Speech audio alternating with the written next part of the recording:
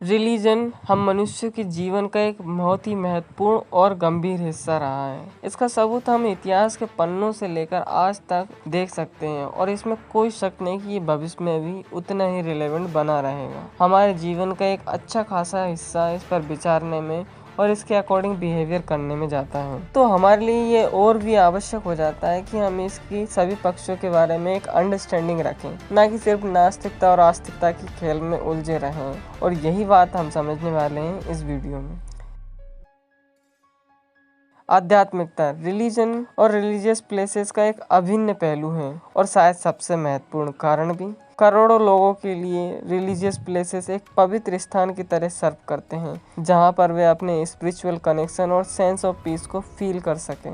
और यही एक मुख्य कारण है कि बहुत सारे लोग इन स्थानों पर भारी संख्या में एकत्रित होते हैं। और इसी से आता है हमारा second point, community gathering. Religious places एक हब की तरह काम करते हैं, न सिर्फ लोकल कम्युनिटी के लिए बल्कि देश और दुनिया के उन तमाम लोगों के लिए जिनकी एक जैसी रिलीजियस आइडियोलॉजी है। ये लोग एक कनेक्शन और सेंस ऑफ टुगेदरनेस महसूस करते हैं, भले रियलिटी में हो या ना हो।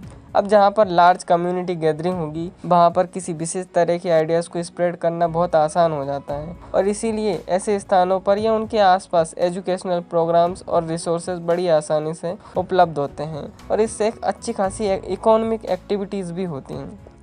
हर एक रिलीजन की अपनी एक हिस्ट्री होती है और इसी के अराउंड कस्टम्स और ट्रेडिशंस भी समय के साथ बनते रहते हैं और इसी से लोगों के बहुत सारे बिलीफ्स और रिलीजियस प्रैक्टिसेस का निर्माण होता है। अगर इसे हम ब्रॉड सर्कल में देखें तो एक पर्टिकुलर कम्युनिटी का कल्चर बनता है और कल्चर से हर व्यक्ति अपनी आइडेंटिटी महसूस करता है।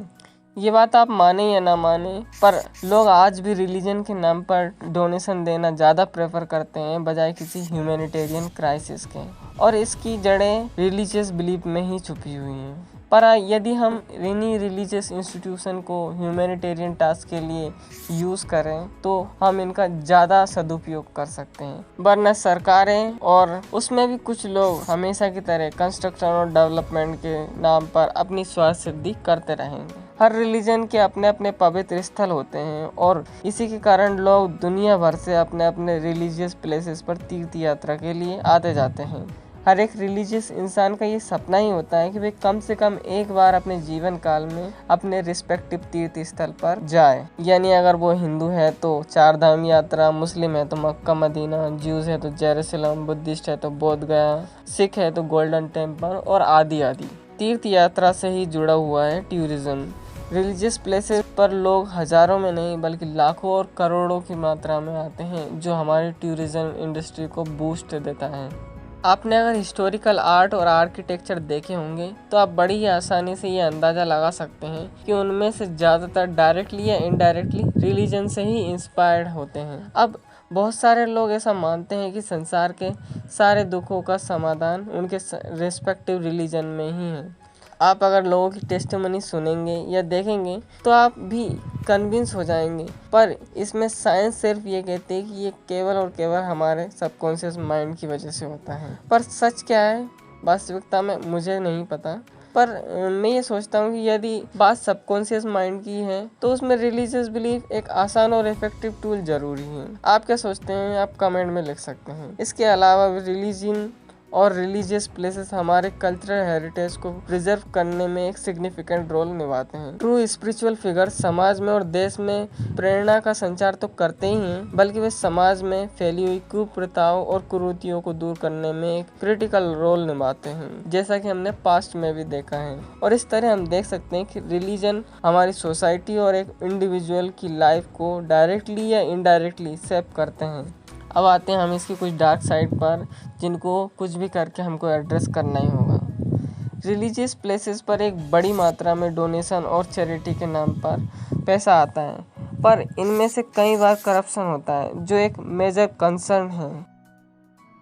इसमें भी डिस्क्रिमिनेशन ये देश में एक बहुत बड़ी समस्या है, जो एक विशेष वर्ग के लोगों को न सिर्फ सर्टेन ग्रुप से अलग करती है बल्कि उनके साथ बहुत ही बुरा व्यवहार भी किया जाता है। And this is because of religious belief. ये देश का दुर्भाग्य ही तो है कि कई बार लोग यहाँ फिजिकल, इमोशनल और सेक्सुअल अब्यूज़ और वायलेंस का शिकार होते हैं। वैसे तो हर रिलीजन सहिष्णुता की बात करता है, पर इन रियलिटी ज़्यादातर लोग दूसरों के बिलीफ्स और प्रैक्टिसेस को टॉलरेट करते ही नहीं। वे अपने अपने बिलीफ्स को ही दूसरों पर थोपने के लिए तैयार रहते हैं।